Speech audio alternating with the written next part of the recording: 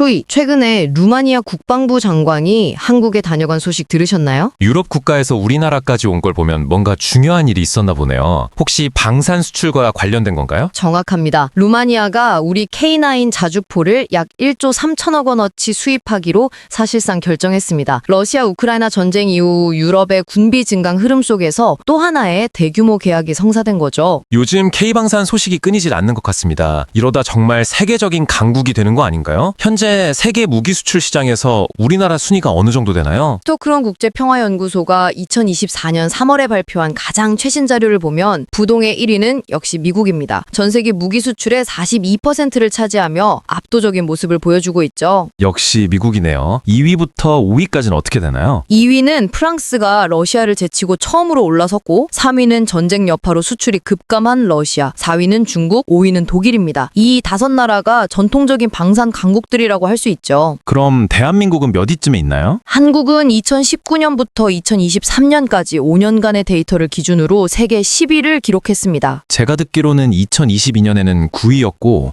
계속 역대급 수출 계약 소식이 들리는데 순위가 오히려 내려간 건가요? 조금 의아하네요. 통계는 우리가 계약을 체결한 시점이 아니라 무기가 실제로 구매국에 인도된 시점을 기준으로 집계합니다. 2022년에 폴란드와 맺은 초대형 계약 물량들이 이제 막 본격적으로 인도되기 시작했기 때문에 이 실적들은 앞으로의 통계에 반영되면서 순위가 다시 크게 상승할 가능성이 높습니다. 일본은 어떤가요? 기술력 하면 일본을 빼놓을 수 없는데 방산 수출 순위도 꽤 높지 않나요? 놀랍게도 일본은 이 순위표에서 찾아보기가 힘듭니다. 사실상 방산 수출 시장의 초심자라고 할 수 있죠. 그 최첨단 기술을 가지고 있는데도요? 이해가 잘 안 되는데요. 역사적인 배경이 있습니다. 일본은 2차 세계대전 패전 이후 평화헌법 체제 아래서 오랫동안 무기 수출을 원칙적으로 금지해왔거든요. 자국 방위용으로만 무기를 생산해왔죠. 하지만 최근 들어 이런 정책을 바꾸고 방산 수출 시장에 적극적으로 뛰어들고 있습니다. 우리와 여러 시장에서 경쟁을 벌이기도 하고요. 수십 년간 닫아뒀던 문을 이제 막 열기 시작한 거군요. 우리와 비교하면 출발선이 한참 다른 셈이네요. 일본이 세계 최고 수준의 부품 소재 기술을 가지고도 이제 막 시장 진출을 시도하는 동안 우리는 척박한 환경에서 시작해 실전 경험과 가격 경쟁력 그리고 신속한 생산 능력이라는 우리만의 무기를 갈고 닦아 지금의 위치에 오른 겁니다. 그럼 다시 K방산 이야기로 돌아와서 구체적으로 어떤 무기들을 얼마나 많이 팔았는지도 궁금해지는데요. 대표적인 효자 상품들을 좀 소개해 주시죠. K방산 수출의 1등 공신이자 명실상부한 베스트셀러는 바로 K9 천둥 자주포입니다. 명품 자주포라는 별명답게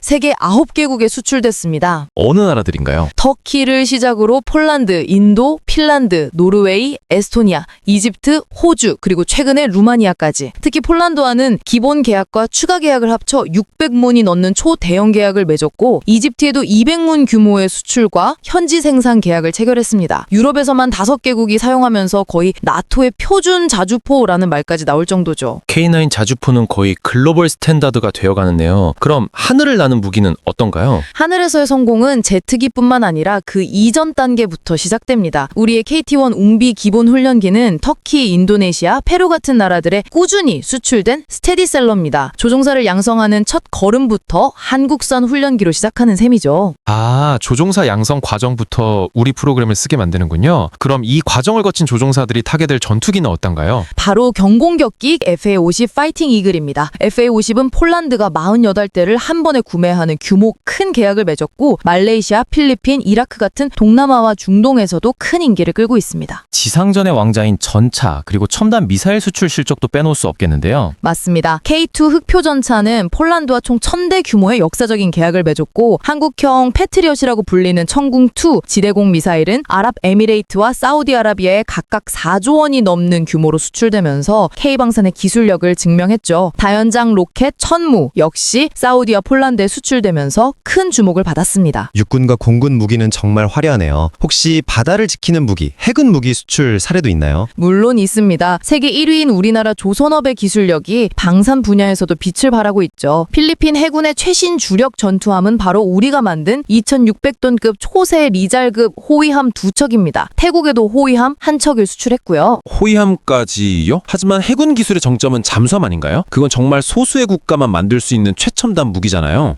바로 그 잠수함도 수출에 성공했습니다. 우리는 인도네시아에 장보고급 잠수함 3척을 수출했습니다. 특히 3번함은 인도네시아 현지에서 함께 건조하며 기술까지 이전해주는 파격적인 조건이었죠. 잠수함은 한 나라의 산업기술력 전체가 집약된 결과물입니다. 이걸 수출했다는 건 K방산의 신뢰도가 최고 수준이라는 걸 의미합니다. 잠수함이라니 정말 놀랍네요. 땅부터 하늘, 바다 그리고 바닷속까지 정말 다 아우르는군요. 맞습니다. 이렇게 종합적인 포트폴리오를 갖춘 것이 K방산의 큰 강점입니다. 하지만 이렇게 화려한 성공 뒤에는 우리가 반드시 해결해야 할 구조적인 약점, 이른바 아킬레스건이 존재합니다. 아킬레스건이요? 어떤 문제들이죠? 가장 시급한 문제는 금융 지원입니다. 폴란드와의 2차 수출 계약의 금융 문제 때문에 지연되고 있는 것이 대표적인 사례입니다. 계약을 잘 해놓고 돈 문제라니 그게 무슨 말인가요? 액수가 워낙 커서 구매국이 자국 돈만으로 사기 어려울 때가 많습니다. 그래서 보통 판매국이 낮은 금리로 돈을 빌려주는 일종의 금융 지원을 함께 제공하는데 한국의 수출입은행은 특정 국가에 빌려줄 수 있는 돈의 한도가 법으로 정해져 있습니다. 폴란드의 1차 계약으로 이미 많은 돈을 빌려줘서 2차 계약에 필요한 돈을 추가로 내주기 어려운 상황에 처한 거죠. 아니 물건을 더 팔 수 있는데 우리 법 때문에 못 파는 상황이라니 정말 답답하네요.